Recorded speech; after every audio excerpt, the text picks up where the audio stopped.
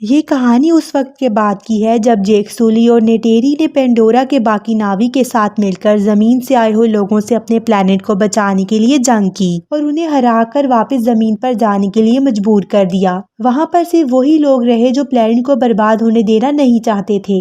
जेक को उसके साथी डॉक्टर ग्रेस के अवतार से पैदा हुई एक बच्ची भी मिली जिसका नाम उसने किटी रखा और उसने अपने पहले बेटे का नाम निटेम रखा। वहाँ के सभी लोगों का मानना था कि हमारी जिंदगी यहाँ की देवी इवा की दी हुई है और हमारी हर सांस उसके लिए वक्फ होनी चाहिए। इसीलिए जेक ने टेरी के साथ अपनी जिंदगी खुशी से गुजारने लगा। इसके 4 बच्चे हो चुके थे। जमीन के लोगों के वहां से चले जाने के बाद उन्हें वहां पर कर्नल का बेटा मिला जो काफी छोटा था और क्योंकि अब कर्नल मारा जा चुका था इसीलिए उन्होंने इस बच्चे को अपने साथ ही रख लिया और उसकी देखभाल की और उसका नाम स्पाइडर रखा। वो भी जेक के बच्चों के साथ ही खेला करता था और उन्हीं को अपनी फैमिली माना करता था। लेकिन नेटेरी के लिए अभी भी वो एक एलियन ही था जो कि उसके बाकी बच्चों से हमेशा अलग ही रहेगा। जेक ने खुद ही अपने बच्चों को लड़ने और हथियार चलाने में महारत सिखाई। वो सब अपनी जिंदगी में काफी खुश थे। लेकिन एक दिन जेक को आसमान में एक तारा नजर आया और उसका मतलब एक ही था कि जमीन के लोग स्पेसशिप में बैठकर पेंडोरा की तरफ वापस आ रहे हैं। पर इस बार ज्यादा तैयारी के साथ आए थे क्योंकि उन्होंने अपनी पिछली हार से काफी कुछ सीखा था और एक बार फिर उन्होंने सब कुछ बर्बाद करना शुरू कर दिया। और इसके बाद हम वहाँ पर एक लैब में अवतार को जागते हुए देखते हैं और यह अवतार किसी और का नहीं बल्कि उसी कर्नल का था जिसे नेटेरी ने इसके पहले पार्ट में मार डाला।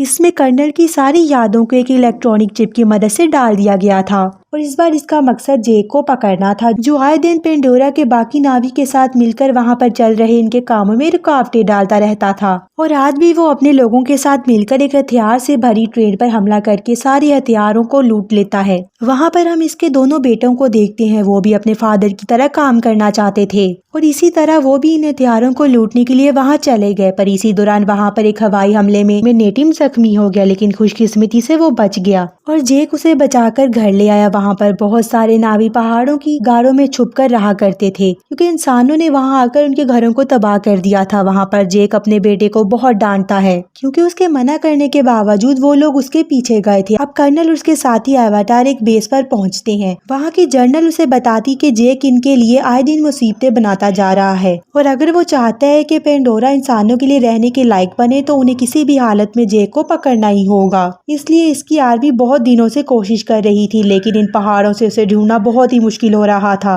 कर्नल अपने साथियों के साथ उसकी तलाश करने के लिए जंगल चला गया। वहाँ पर जेक के सारे बच्चे भी घूमने के लिए आए हुए थे। वो कर्नल उसी जगह पर चला जाता है। यहाँ पर पिछली बार इसको नावी लोगों के साथ लड़ाई हुई थी। वहीं पर जेक के बच्चों की नजर इन पर पड़ जाती है और वो ये बात जेक को बता देते हैं। जेक इन्हें कोई भी हरकत करने से मना करता है और चुपचाप उन्हें वहाँ से निकल जाने को कहता है। वो बच्चे इसकी बात मानकर वहाँ से जाने लगते हैं लेकिन अचानक से इनके सामने कर्नल और उसके आदमी आ गए जिन्होंने उन्हें कैदी बना लिया। कर्नल स्पाइडर को देखकर पहचान लेता है कि वो उसी का बेटा है। वो सब इनको साथ जाने के लिए तैयार करने लगे लेकिन तब तक वहाँ पर जेक और नेटेरी भी पहुँच चुके थे और वो दोनों चुपकर इन पर अपने हथियारों से हमला कर देते हैं और वो किसी तरह इन बच्चों को वहाँ से भगाने में कामयाब हो जाते हैं। लेकिन इन सब में से स्पाइडर पकड़ा जाता है और कर्नल उसे उठाकर अपने साथ ही ले जाता है। जेक अब अपनी फैमिली की हिफाजत के लिए उन्हें कहीं दूर ले जाना चाहता था क्योंकि स्पाइडर पकड़ा जा चुका था और उसे डर था कि कहीं वो उन्हें उसका पता न बता दे जिससे उसकी वजह से बाकी सारे भी लोग मारे जा सकते थे।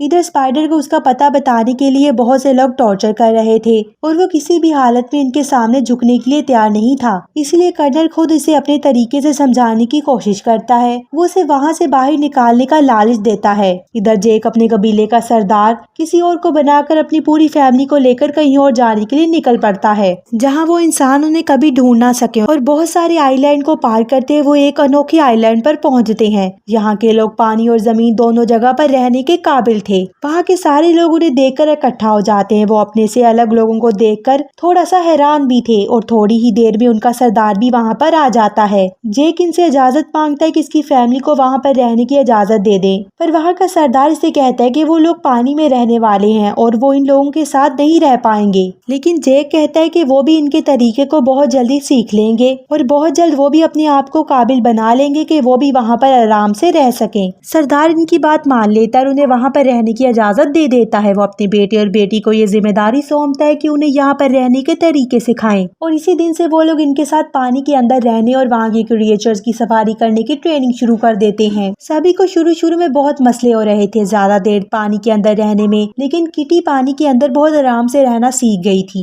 जेक भी वहाँ के सरदार के साथ इनके पानी में रहने वाली क्रिएचर की सफारी करने की ट्रेनिंग कर रहा था, पर इसे भी शुरू में काफी परेशानी हो रही थी। इधर कर्नल स्पाइडर को लेकर अपने लिए एक इकरार चुनने के लिए आया था ताकि वो पूरी तरह से एक नावी बन जाए, और बहुत ही जल्द वो अपने लिए एक इकरार को चुन लेता है। जेक के बच्चे भी आहिस्ता आहिस्ता वहाँ पर सब कुछ सीखने लगे थे। एक दिन सरदार का बेटा और उसके दोस्त किटी की हरकतों का मजाक उड़ाते हैं, जिसकी वजह से इनकी किटी के भाई नेटिम और रॉक्स के साथ लड़ाई हो जाती है। बाद में जेक अपने बेटे को समझाते हैं कि उन्हें वहाँ पर रहना है और इसीलिए वो सबसे दोस्ती बनाकर रखे। अगले दिन रॉक्स जाकर सरदार के बेटे से माफी मांगता है और उसकी तरफ दोस्ती का हाथ बढ़ाता है, पर वो इसका दोस्त बनने का ड्रामा करके उसे लेकर वो एक जगह पर आता है और इसे कहते हैं कि यहाँ पर वो लोग शिकार करते हैं। और जब रॉक्स वहाँ पर शिकार करने जाता है तो वो सब इसे अकेला छोड़कर वहाँ से चले जाते हैं। जैसे ही रॉक ने अपने तीर से वहाँ की मछली को मारा, वो देखता है कि वहाँ पर वो अकेला है और सभी लोग इसे छोड़कर जा चुके हैं, और तभी बड़ी सी मछली इस पर हमला करती है। वो अपनी जान बचाने के लिए वहाँ से भागने लगता है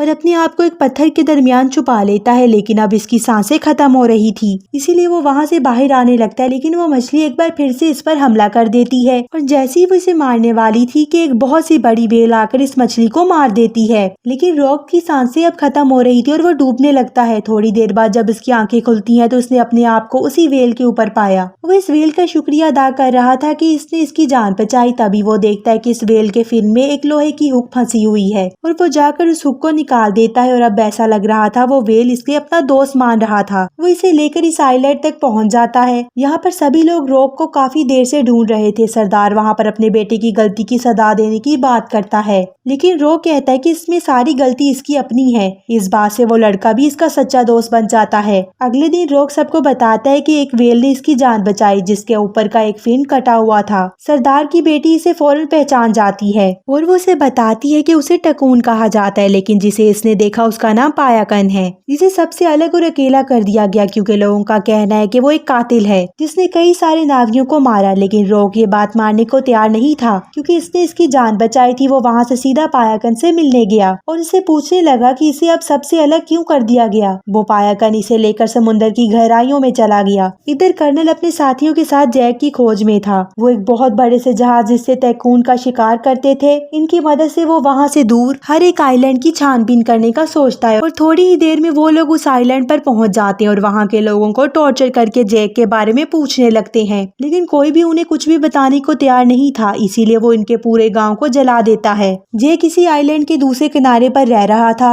वहाँ का सरदार उसे बताता है कि वो लोग उसे ढूंढते हुए इसके आइलैंड तक पहुँच चुके हैं। जब गाँव वाले कर्नल को कुछ नहीं बताते तो उसे एक आइडिया आता है और वो उनके इलाके के टाइकून का शिकार करने का सोचता है ताकि ये देखकर सारे गांव वाले उसकी ताकत को मान सकें। उधर रॉक पायाकन के साथ बॉन्ड बनाकर उसके बारे में जानता है कि इसे सबसे अलग क्यों किया गया। रॉक इसमें देख पाता है कि कैसे हंटर ने इस पर हमला किया था जिसमें कई नावी और टाइकून मारे गए, लेकिन सबने इसे किलर समझा। इधर वो हंटर अपनी बड़ी सी मशीन का इस्तेमाल करके बड़े से टाइकून को बड़ी आसानी से मार गिराता है और इसे मारकर वो इसके अंदर से कोई लिक्विड सा निकालता है जिसका इस्तेमाल करने से इंसान की उम्र बढ़ती नहीं थी और इसीलिए वो काफी महंगा बिकता था। वो लोग इस टाइकून की लाश को इस आइलैंड के पास फेंक देते हैं, जिसे देखकर वहाँ के लोग काफी ज्यादा दुखी हुए क्योंकि वहाँ के रहने वाले सारे जानवर के खानदान का एक हिस्से की तरह थे। वो सब गुस्से में इन इंसानों से लड़ने का फैसला करते हैं, लेकिन जैक इन सबको समझाता है कि वो इनसे लड़कर जीत नहीं सकते क्योंकि इनके पास कई गुना ज्यादा जदीद हथियार हैं। वहाँ रॉक्स को पायाकन की फिक्र हो रही थी, इसीलिए वो इससे मिलने के लिए जाने लगा, लेकिन इसके भाई बहन इसे कहीं भी जाने से मना कर रहे थे और वो सब इसे रोकने के लिए इसके पीछे जाने लगे। वहाँ वो देखते हैं कि पायाकन को एक तीर लगा हुआ है और वो सब जल्दी से इस तीर को बाहर निकालने की कोशिश करते हैं और तभी वो देखते हैं कि हंटर्स का शिप बहुत तेजी से इनकी तरफ आ रहा है। रॉक्स जल्दी से सारी बात अपने फादर को बताता है और जैक सभी को लेकर इनकी तरफ निकल पड़ता है। वो लोग बहुत ही मुश्किल से पायाकन के जिस्म से इसके तीर को निकाल पाते हैं, लेकिन अब वो हंटर इन सब का पीछे पड़ चुके थे क्योंकि वो कर्नल इन्हें पकड़कर जैक तक पहुंचना चाहता था। वो सब भागने की बहुत कोशिश करते हैं, लेकिन आखिरकार वो इनके जाल में पकड़े जाते हैं। कर्नल उन्हें अपने अक्रान से उठाकर अपने शिप पर ले आता है और इन सबको कैद करके जैक को अपने पास बुलाता है। जैक अकेला इसकी तरफ बढ़ने लगता है क्योंकि इसने उसे अकेला ही आने को कहा था, पर तभी अचानक से पायाकन इस शिप पर हमला कर देता है और वहाँ पर चारों तरफ तोड़फोड़ मचा देता है। ये देखकर जैक और उसकी फौज को भी हमला करने का मौका मिल जाता है और वो सब इन पर टूट पड़ते हैं। नेटेरी भी अपने अक्रान पर बैठकर इन पर हमला कर रही थी।